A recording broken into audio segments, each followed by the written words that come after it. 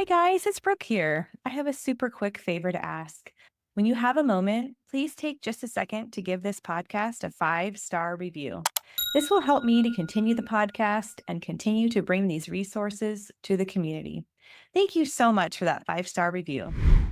I'm the creator of this time. I'm the author. Nobody else gonna decide for me what I'm gonna play, what I'm gonna do, what I'm gonna think when I sit there. Like Mhm. when I drive a car. Like I decide. Like you gotta Right. become aware that you are making those decisions. You are in charge. Nobody else is.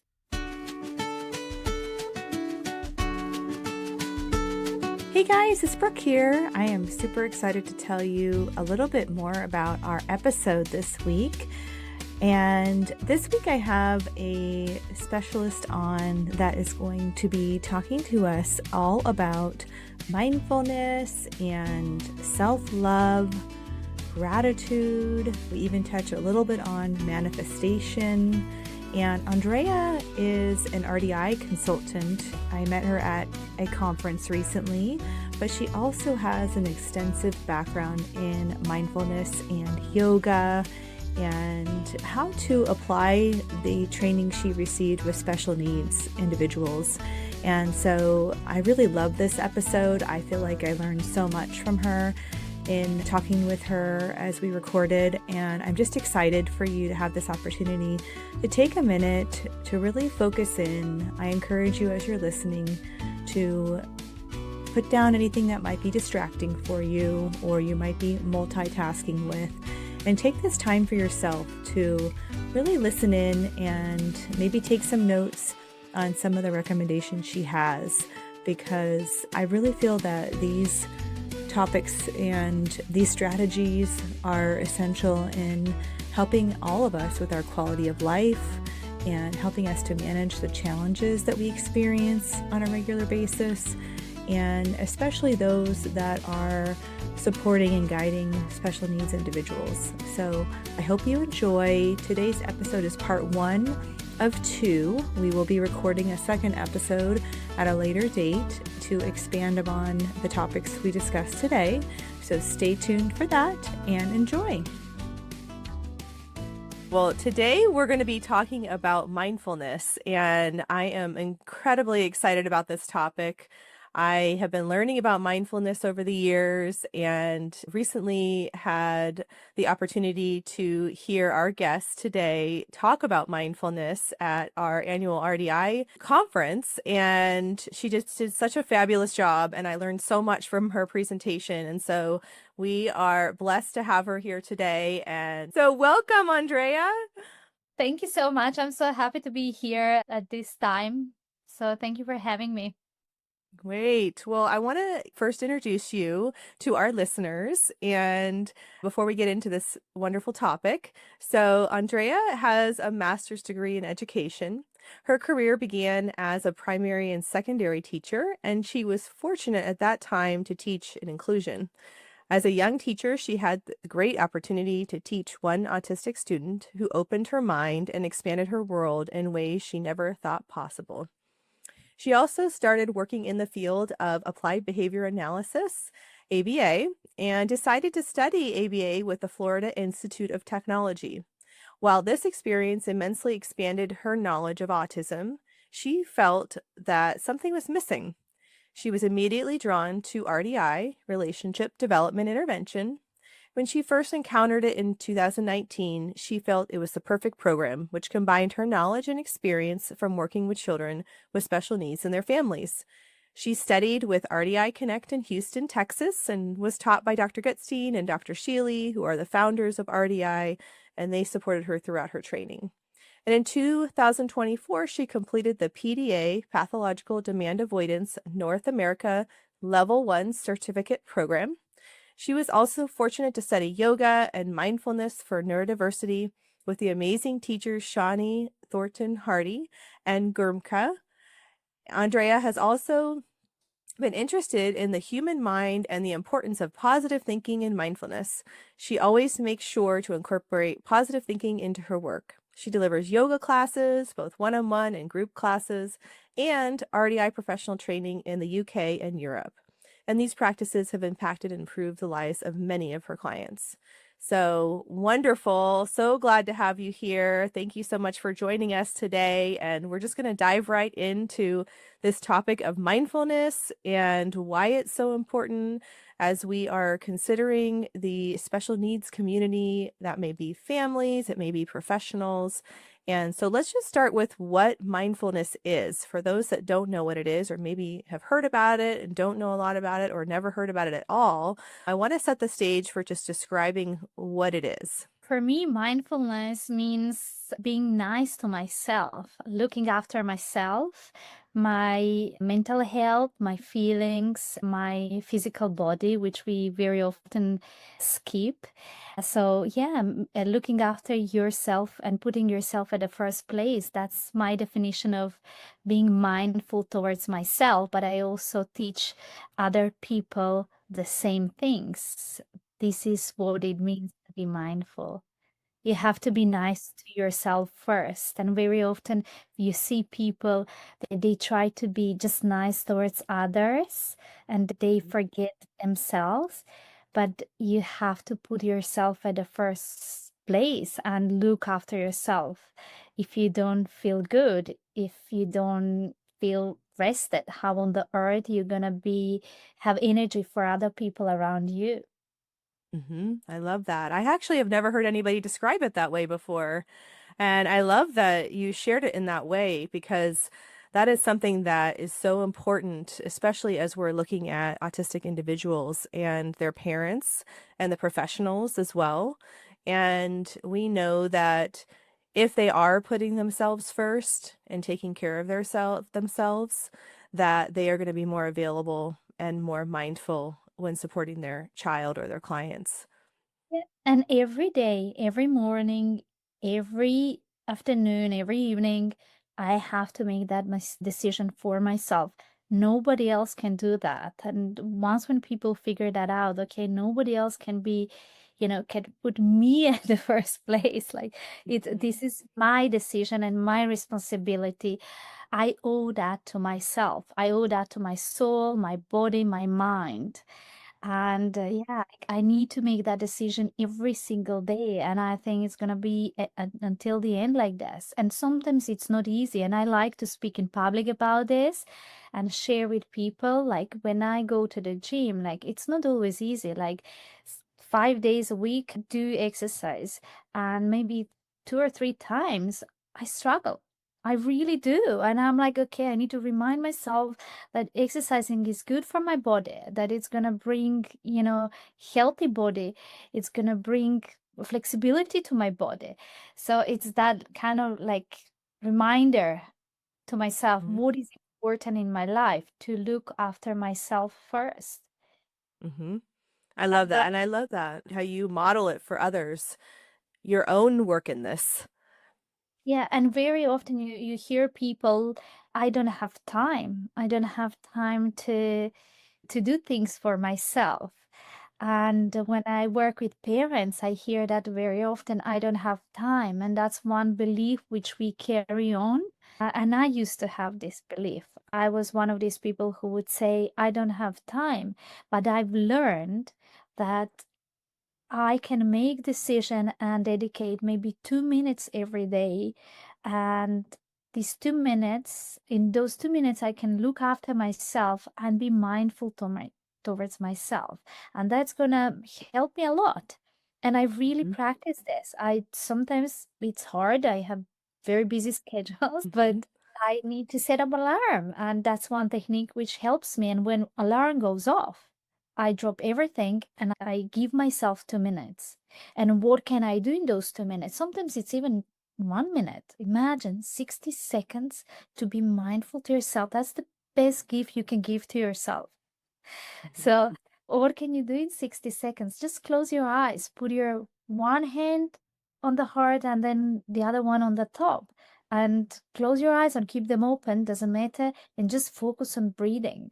That one step, small, tiny, can shift your whole day, your Mhm. thinking, your decision making, the way how you feel, how you operate, everything, how you connect towards others.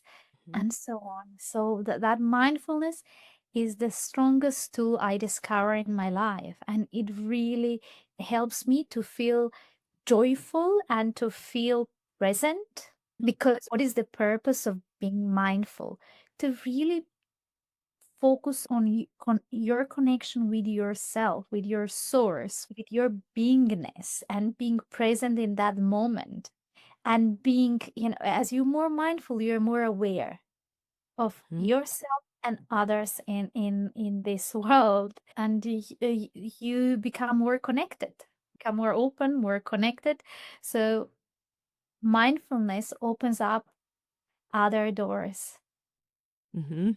Absolutely. And as you were speaking about that, I was thinking about how this is 100% effective for all individuals. And, as we're talking about families that are supporting their autistic son or daughters and how they can experience chronic stress and how they can feel dysregulated a lot, and how important this type of practice is to be able to become grounded, to become more present, to be able to make decisions in a thought out and mindful way, and to be supportive of their child in a mindful way.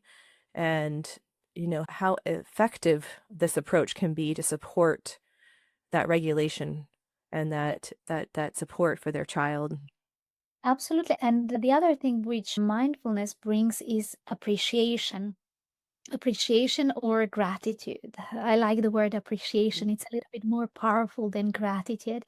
So being appreciative of things, if you're present, you start to notice small things like, I like today, I was so grateful when I find those 2 minutes and I sat down on my sofa and I drop everything and I was like, oh my God, like I can feel the air, like I'm breathing this air and it's for free. So thank you, God or universe or name it, whoever you believe in. So thank you, or thank you for this sip of coffee which I have. It's so tasty. So you see, your focus shifts Mhm.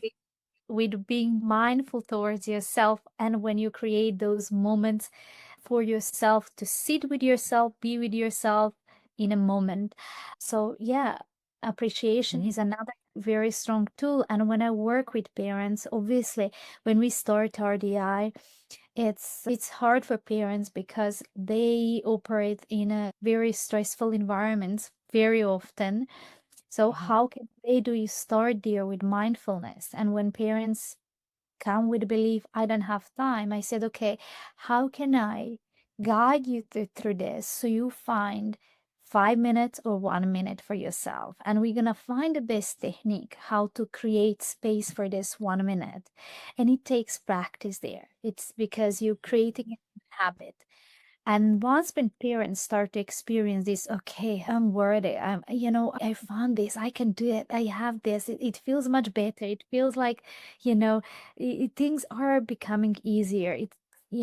I started to think about myself. I'm not thinking only about others. I started to think about myself. That's the huge step. It's a big shift in parents' life.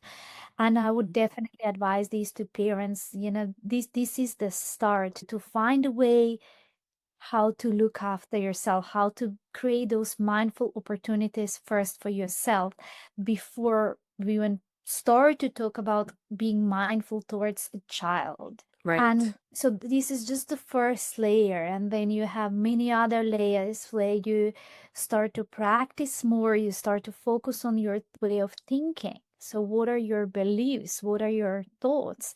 And I see this because on the other side, I also work one to one. I deliver yoga and mindfulness classes, either for parents or I do for children or grown up autistic individuals or diverse individuals.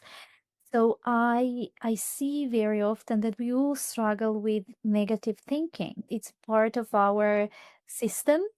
We have positive, we have negative thoughts. But how can we start to notice which thoughts are serving us and which don't? And when I do mindfulness classes, I really help individuals to start to practice, for instance, affirmations. They are very strong tools, like, and you would never think that, affirmations are so strong. So how can we? I know that I practice affirmations. And when I discovered the power there, my thinking, and that's why one of the reasons why I ended up studying yoga and mindfulness for special needs. So I thought my way was like, okay, if affirmations, if mindfulness in general, and gratitude and affirmations, if they serve me, there must be something for people with needs. Okay, people who have different learning style. So how can I bring this closer and share that powerful tool with them? So when we do one-to-one sessions, I do affirmations with them, and I can tell you that so many people, if I present, obviously depends on their understanding and so on, but they love affirmations. They So many kids, they started to create their own affirmations, like I'm kind, I'm to Mm-hmm. this day. I had a yoga session with one girl, and she said, I'm good at the learning. So she came Mm-hmm. up to one, and obviously, I use RDI techniques in my yoga sessions, but and a lot of declarative language and a lot of waiting and all this. But I thought that was so beautiful because we want to bring that belief. We want to bring that feeling of like, I'm good. I really feel good that I'm good at learning. Like, it's amazing. It brings confidence and competence. So I do on so many levels with kids, with grown-ups, but also with parents and with teachers, because I deliver trainings for teachers, for educators. And when I do workshops, I always start with mindfulness. How can you, as an educator, be a little bit more mindful and believe a little bit more in yourself? Mm-hmm. How start to use whether affirmations or positive thinking towards yourself and towards your work as well.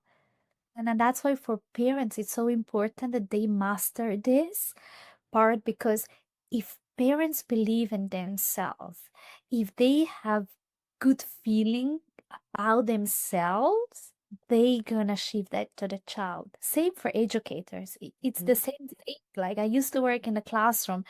There were moments when I struggled with some students because I didn't get their learning style. It was just too difficult for me. I didn't have enough knowledge at that time. Mm-hmm. So how can I recognize this as a professional when I disconnect from another child or individual?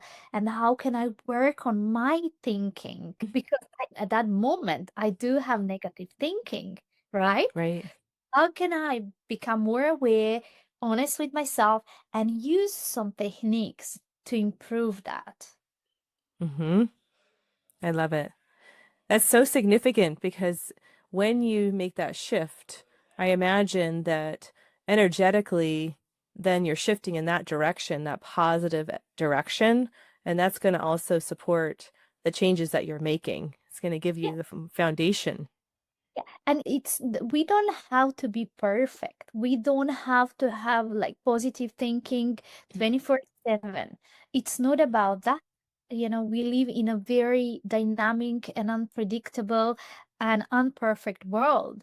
But how Mhm. can become aware of our where are we with our feelings, with our thoughts, and how can we carry on improving this part, because we all feel much better when we think positive, when we accept, like, and recognize our fear or our anxiety. And I had the other day conversation with Dr. Sheila, when we both agree, like, anxiety is actually a good thing. It brings positives in our lives as well, and it's good that we all have it. But how do we deal with it? How do we ignore it and just carry on, or we recognize it? And I remember before we started the RDI conference, in October, I had the same conversation with Dr. Sheila, and I asked her, "How do you feel?" And she said, "Well, I'm a little bit nervous. Like, it's always before conference." And then we Right. started to laugh, and we were like, "You know what? It's a good thing, right? Because it's our motivation there, right? If we Mhm. wouldn't feel anxious a little bit, that wouldn't be a challenge for us. So Right. a good amount of anxiety is it's good. We all need it because that's gonna increase our motivation to move forward. Yes, absolutely. I love that. And I think that you touched on this idea of affirmations. I'd love to have you share an example of how you support your clients in coming up with an affirmation, or do you, maybe you can speak about how you model it for them. I'd love to kind of learn kind of more about what that looks like in your sessions. This show is brought to you by Therapeutic Approach to Growth. Therapeutic Approach to Growth helps families with relationship and behavioral needs. Their holistic programs are individualized to honor and respect each family and their autistic son or daughter's sense of self through programs such as relationship development intervention, naturalistic ABA, and animal assisted services. If you're finding yourself frustrated or discouraged with your current behavioral programs and would like to see more long-term meaningful growth for you and your family, then contact TAG today at www.tagforgrowth, that's TAGFORGROWTH.com, to learn more about how to schedule a consultation or how they can offer you the help your family needs, whether in person, remotely, or in a school setting. Again, that's www.tagforgrowth.com. But I can start with myself first if you allow me. So Sure. they are like, what, you never know what's gonna come on that day. Like every day is a new day, new opportunity. So at these days, I'm more aware of my negative thinking. So if I caught myself in the morning that I'm thinking, or today it's gonna be such a busy day, I will not have time for my things. Then I'm like, oh, Andrea, stop. Let's turn that into a positive one. And I Mhm. take, for me, I'm very visual, so I gotta write things down and repeat them and read them out loud. So I would write down the negative thought, and then I would put it into positive, whatever that is. Today I'm gonna find a minute for myself, but it has to be something easy, what you can realistic and what you can easy say it out loud or in your head. Like don't go too far in terms of like, today I'm gonna find an hour. That would be too big, like thing. But if I have this thought, oh, I will not have time, then I'm going, okay, today I'm gonna find 30 seconds and 1 minute for myself, and I will stick with this. Or if I have this feeling or it's raining outside, maybe I can skip gym. Why should I bother? I have all these things, like all these thoughts, like excuses all the time. So then I'm like, Mhm. okay, write this down. And I laugh sometimes with thoughts. I'm like, okay, thanks for being here as well. So, but negative thought, like, thank you for being here and showing up. But I don't care that it's raining outside. I can go to the gym even on a rainy day. And I would repeat out loud if I have time, depends where I am, in which room. Sometimes I go in front of the mirror and I would look at myself into my eyes, and I can guarantee to you in 30 seconds, all this negative thinking disappears. So the mirror is very powerful tool. If you can stand in front of the mirror, many people struggle with this, but it can speed the whole process. And another funny thing, like I swim sometimes, and the brain is so interesting to me. So sometimes I have this thing, even if I go to the gym or I go to the pool, the brain fights all the way to the pool.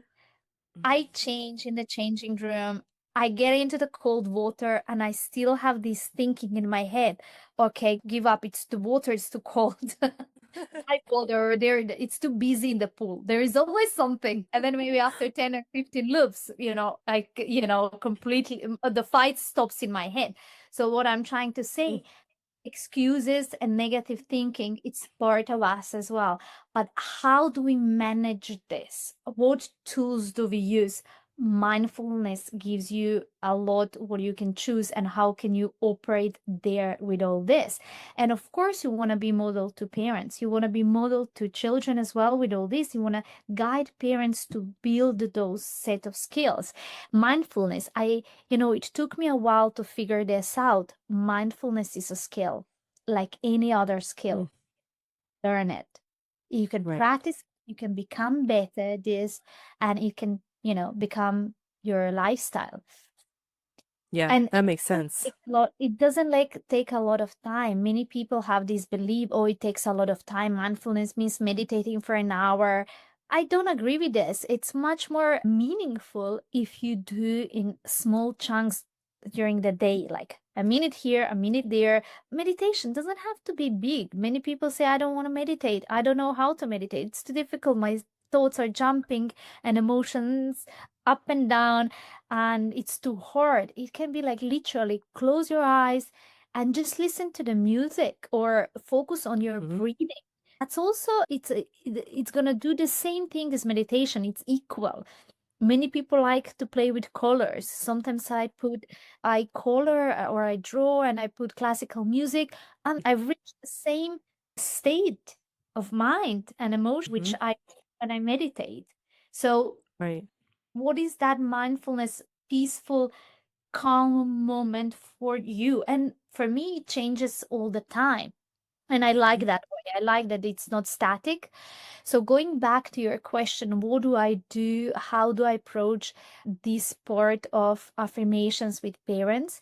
So when in first goal, which we have in our DI way, where we go through the crisis mindset, a lot comes out, like a lot of things on parents' side, their own beliefs, their own struggles, and mhm, depends on where they are at, we start to work on. And I ask them, okay, what are your negative thoughts? What are your or if that's all new to parents, and I just say, can you write down on a piece of paper, what do you think?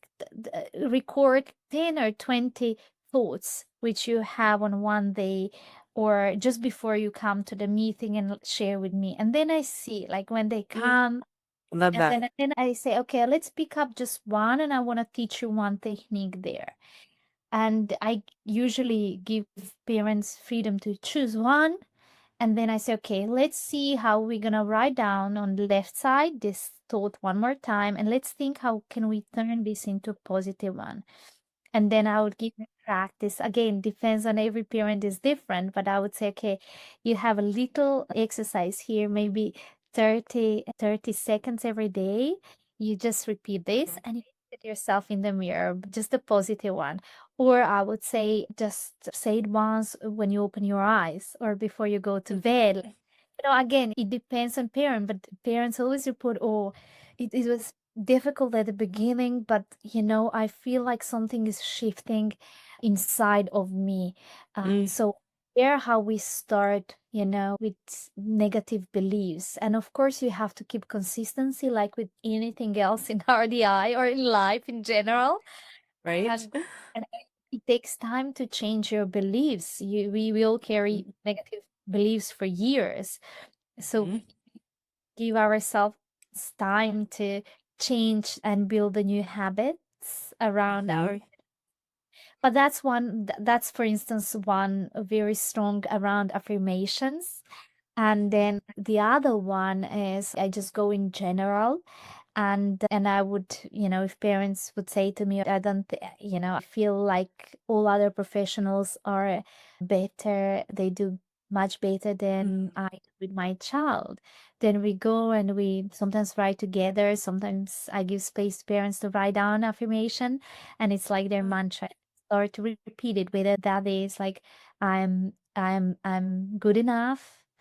I'm doing my best to be a good parent, or every day I'm becoming better in playing with my child or doing mm, something with my child, or I'm focusing more, or I'm slowing down more and more. So again, depends on the I love situation. it. We start to think more. And there are other things what I do, and I love that RDI platform is very, it gives you space to be creative and to really tailor for each family RDI program. So depends on family needs. I would, for instance, create a folder for some families where they need to write down things what they do for themselves. And I say parents, okay, write down, and I would call this folder things I do for myself. So I have in this folder, okay, can you write down one thing what you've done between the meetings for yourself, whether that is 1 minute setting up alarm, or that is like literally go for 2 minutes walk. And then I ask parents to start to record this if they struggle with finding time and putting themselves at the first place. And I have like so many parents have done this. And now we go like to the past, and you see that they are adding more and more. They start with very little, like literally that one thing, 1 minute is a problem. But then over time, like they are adding more because they feel better, and they Mm. start with like, it's so beautiful then to see, okay, they started to, without me even prompting them or telling them do this, they started to make decision for themselves to put themselves on a daily basis in the first place, which is phenomenal. So many parents come and they say after 6 months or a year, Andrea, that was the best I could do. Like, I don't know how I Yeah. survived years without Yeah. doing small things. And those small things, they help me to go through the dark moments, heavy moments. It's unbelievable. Whether that is go for doing your nails, literally, like go and do shopping, do the Mhm. haircut, do facial, whatever that is. Parents put all sorts of things. I talk to my friend for an hour, or I went for Mm. coffee with my friend. Like, they are really nice steps. And another thing, what I do is I always create a folder on the first meeting with parents where we put achievements. And I don't expect parents to have some big achievements there, in terms like if child is not engaging for a minute, I would not expect parent to just put this, okay, we reach and we play for 1 minute.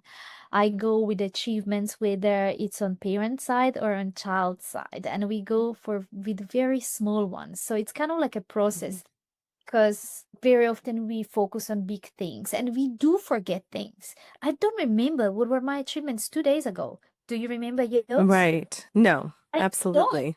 I don't. But I have a book, and I have my notebook, and every day I write. So what I do with parents, I practice myself. Like, or I practice in the past, or I practice still now. Da, da. So I have my notebook where I put down at the end of the day my achievements. Those achievements are small achievements, literally, for me, big ones, because they mean to me a lot. So I would go there, and I would put, for instance, I made my friend for coffee, or I had this 1 minute for myself, or I meditate for 5 minutes, or I call my mom, or they're all Mhm. achievements. I made those decisions, or I send an email to somebody, or I had a wonderful conversation with this random person who reached out and seek for RDI, and I really try my Mm. best to explain and pass everything, what my thoughts and my beliefs around RDI. I think I was good at this. You see, Mm. that was my success, and it belongs to me. I'm the owner. I'm the author of this. Very often we kind of like, we don't see the meaning that we are like of, and the value of those small achievements through the day, but they are important. And it's not only that they bring that, like, "Oh, I've done big today, it was a successful day." They also bring confidence, competence, self-belief, and also clarity into your life. And Mm. it's just like, I'm so passionate about all this, but you see, everything is linked. So how do you do this? So I say to parents, on RDI platform, we have this folder, and I ask parents, can you start to notice small things? And at the beginning, parents are, what are you talking about? What small things? So it takes time for them to shift and start to pay attention and write down, because it's not easy to write them down. It's just unbelievable, like how, what parents come up with, and over time, and the practice which I have there, parents do that. Then when they join the meeting, we start with achievements. We I love start it. single meeting with achievements, because RDI is not an easy thing. Parents always come to us with obstacles. They come to us with, like, it's heavy things. So how can we start with achievements? How can we start with something what was there good?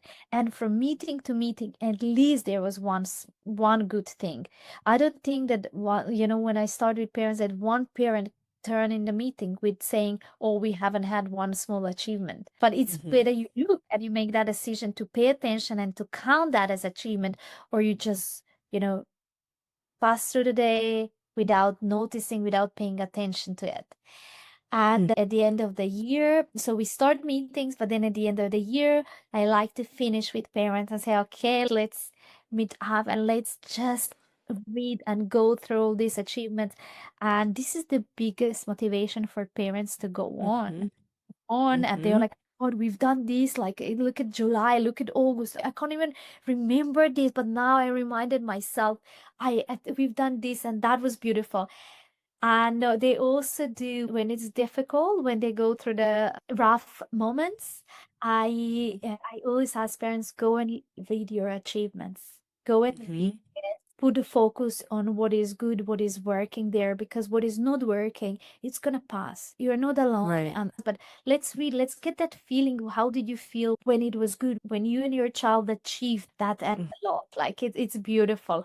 And when I finish RDI with parents, when this time comes as well, I always print out or put in a PDF format, and I send that to parents. I say, look, this is your book. You're the author of these achievements. Incredible work we've done together. And I wish them always all the best, and ask them to carry on these achievements with them wherever they go.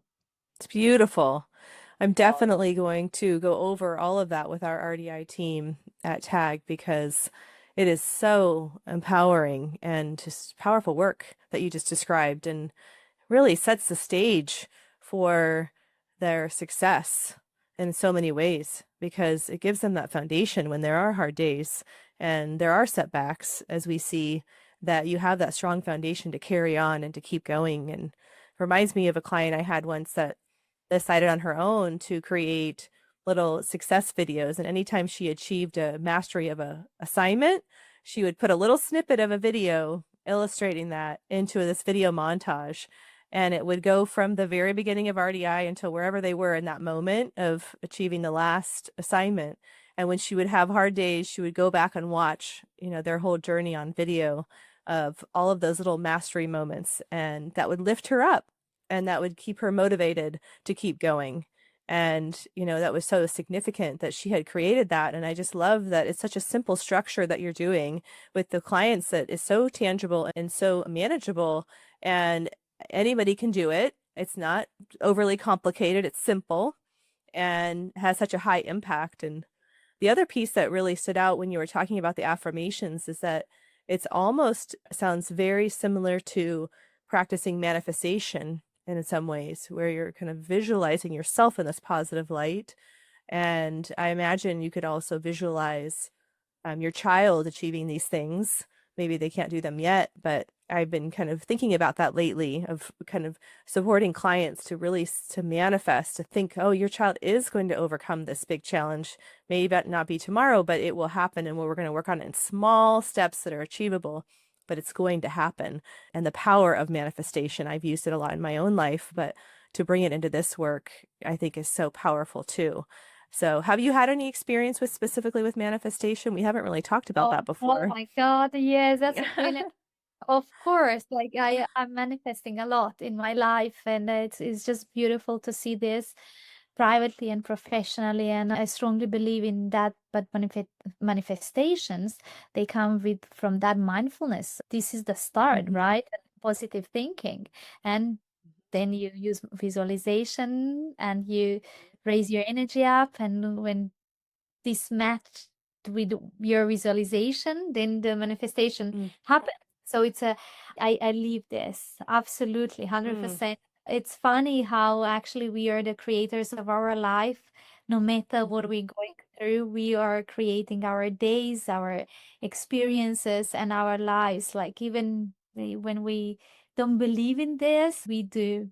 And it's always mhm, up it's up to us how we're gonna approach things. But mindfulness is one strong tool mhm, which I use a lot. And there are moments where when I go through the rough time, like, I had the other day situation where I just experienced with at my work. It was very tough with one school.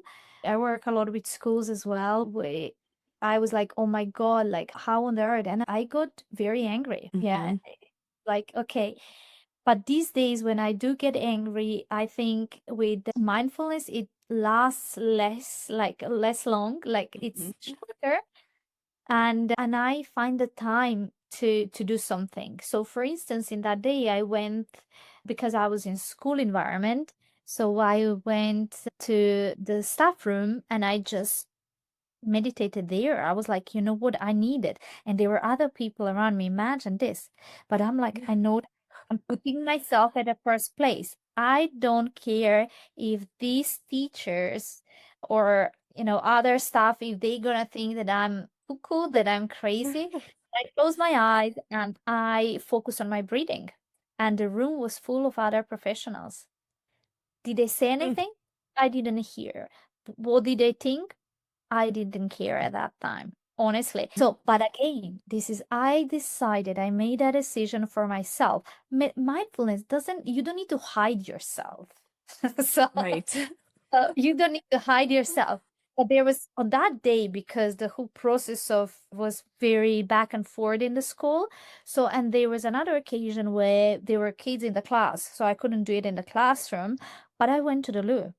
And I've done it in the toilet. I meditated for a few minutes in the toilet Mhm. and it helped me. So Yeah. for mindfulness, you don't need to have money. You don't need to have extra time or knowledge. I said mindfulness is for free. You don't need to have money for mindfulness. You don't need to have extra time for it. You can do it at any time, at any place, and it's for free. So bear this in mind. It's about you making that decision. Okay, I do care how I feel, and I'm recognizing that this feeling doesn't serve me at the moment. What can I do to shift it there? What can whether maybe I need to meditate, maybe I need to play the song, maybe I need to go for a walk, maybe I need to look at my achievements, maybe I need to start to pay attention at things which work at that moment. That's another very strong tool when when your thoughts are focusing on something negative. Okay, how can you, in this environment, what does it work, what is now working here? So Mhm, if my focus is on negative, okay, I'm gonna start now and say, okay, I can walk. That's one positive. I can move my legs, I can move my hands, I can speak, I can keep my eyes open, I can see it, I can hear it, I can smell it. And in 20 seconds, 30 seconds, negative focus is gonna fade out. And you're gonna it's start amazing. focus on positive thinking. So this is another technique, but mindfulness definitely. I think when I discover mindfulness and that it's for free and that it's, I can swap different things, I can, pull out different strategies. When I realized that, I was like, oh my God, my life completely changed from Mm, inside out. And these days I see the impact which mindfulness does for the families who I work with and educators.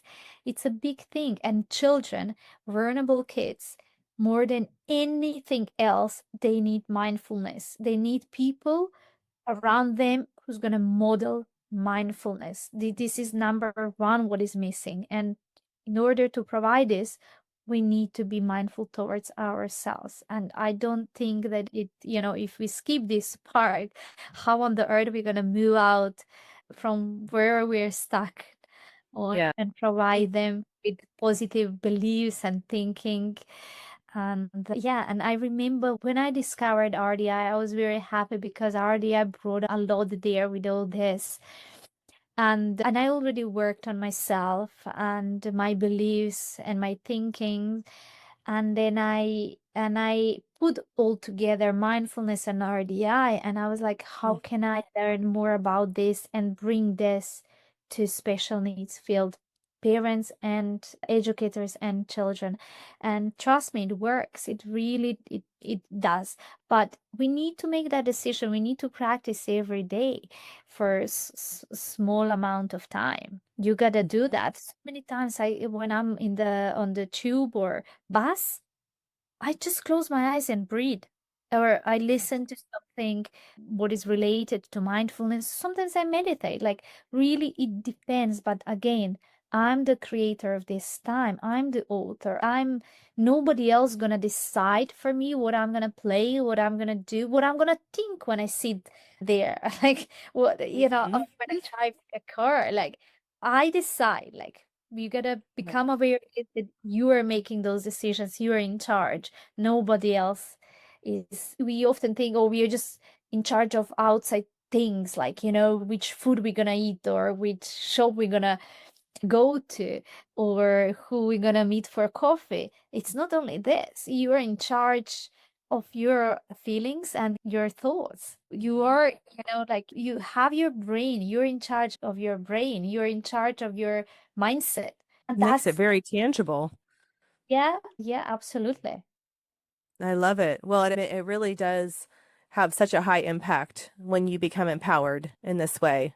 And, you learn to make this a daily practice. And so I'm just so grateful that you had the opportunity to share all of this with our listeners today, because I think it's so incredibly important and so valuable for parents and professionals. And, we're in that. We're also professionals that need to practice this for not just for modeling, but for our own health and well-being so that we can show up the way we want to for our clients. And we can also set the stage for them to carry this on. Yeah, and definitely through mindfulness, I created self-love. And Hmm. for so many years, I struggled to understand what does that mean to love yourself. Have you ever thought about it? What does it mean? I love myself. I love me. Hey. And I remember I was delivering some well-being in Italy a couple of months ago, a meditation course for neurotypical people. And we were in the room and I delivered that meditation. And then I started with this meditation, which was related to self-love. And I said, like, you know what? Like, we are very often not aware what does that mean to really love yourself. And again, it's a skill. Through Hmm. mindfulness, oh, you gotta slow down for this. You gotta become aware of your beingness, of your inside and outside beingness, and your brain on the top of all this. And Yeah. I remember then I started in that meditation to focus on body parts, like, and being grateful for opportunity to move your legs, to feel your legs, to, being able to walk, and, your back is carrying you everywhere. Your hands are operating. You're able to use your fingers and to write, to eat. You're able to wash your body. Hey, that's a gift, right? So you're Hmm. able to wash your face and, open your mouth and open your eyes every day, see so many things. You're able to move your eyebrows and you're able to, brush your hair, and your heart is beeping 24/7 without stopping. Your lungs are working, your skin, your cells, they love you, they support you, they are functioning, and they don't ask for anything Mm. in order to work 24/7 nonstop. They are there for you. So where are we there? How much we show love towards all this incredible work which our body delivers 24/7 to us. So it Hmm. took me a while to get to have those aha moments there with myself. But once when I got that awareness, I'm like, there is no probably one single day when I don't think and I don't send love to my body parts, and not just this the brain mindset, like my soul as well, like all it's a great team which operates, this Yes. who I am. And we all have this, but with mindfulness and self-love, you can become a team with who you truly are. Oh, I love it. I love that. It's so good. It's so good.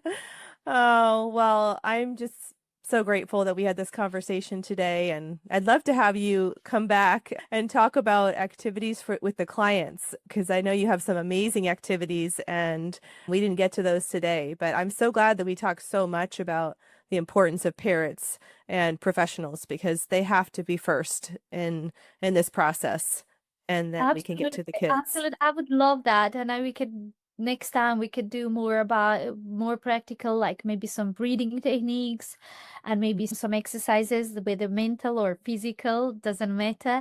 But I would love to share even more. Today we went very Yes. deep, enjoyed very much, but I think, it's worth it to talk about those things. And I don't think we're talking enough about self-love, but they are number one things for all of us. Yes. Oh, I love it. It feels so good. It just feels good talking about it. It's just, it's nourishing talking about it. I'd love to have you have a chance to share with our listeners where they can find you, and just go ahead and share some more information. Oh, yes. Thank you for mentioning this part. So they can visit my website, www.autismconnect.net. They can also send me an email on office@autismconnect.net. They can find me on social media, Guiding Neurodivergent Kids. That's in English. And YouTube channel is the same name. And yeah, Instagram and Facebook. I'm Okay, based in wonderful. London, but I also operate all around the world with families and educators. And yeah, so I love what I do. I'm very passionate about all this. And yeah, you can always reach out to me. I love it. Fabulous. Well, thank you so much for being here today. I look forward to our next conversation, and we will leave it there. So thank you so much. Thank you too. Thank you. I'm dancing on the edge again. The wind is calling my name. I'm dancing on the edge again. This time I'm not looking back there. You can change me, you can tell me down. I'll leave echoes in every place I find. I break the mold with rebels mind. I'm a hurricane of free born mind. The information provided on this podcast is for general informational purposes only. The content shared is based on the experiences, opinions, and perspectives of the hosts and their guests, and should not be construed as medical advice, diagnosis, or treatment recommendations. The discussions and topics covered are intended to foster understanding and awareness of autism therapies, but are not a substitute for professional medical guidance. Before making any decisions regarding therapies or treatments, we strongly encourage you to consult with a qualified healthcare provider who can provide personalized recommendations based on your unique circumstances. By listening to this podcast, you acknowledge and agree that the hosts, guests, and producers are not responsible for any consequences, damages, or outcomes arising from the use or application of any information during the show.